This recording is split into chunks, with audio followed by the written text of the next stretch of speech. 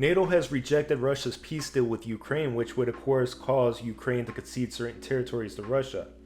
Accepting the deal would be costly since the West, along with Zelensky, are milking the money tree of war. Meanwhile, some Americans scoff at the potential of war with Russia, thinking it's fake. They claim Russia is weak and her weaponry is not sufficient against the might of NATO. They fail to realize that Russia isn't the old Soviet Union of the past, it is quite the power now.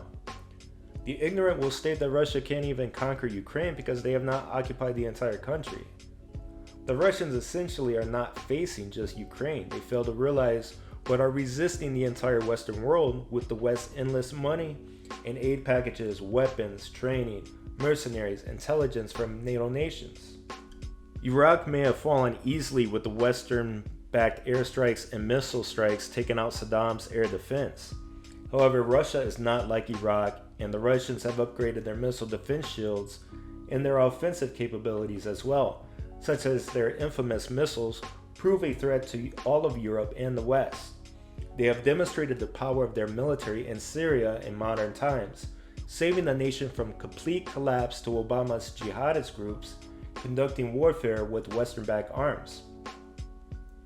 Russia dealt a serious blow to the jihadist groups including ISIS in 2015 and beyond after Russia intervened in the Syrian war, thus allowing Bashar Assad's Syrian Arab army to push back against the jihadist encroachment around Damascus and take territory back, restoring security.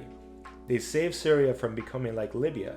Assad would be murdered by the same goons that Obama used to kill Gaddafi, but Russians were not having any of it after the Libyan affairs. Moscow just recently bolstered Iran's defense systems to withstand Israeli attacks.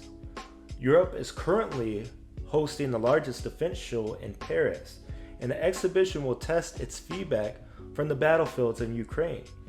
That means money is to be made, as there will be 2,000 exhibitors.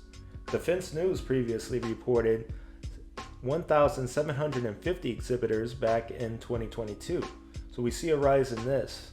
The war with Russia would make a lot of people rich.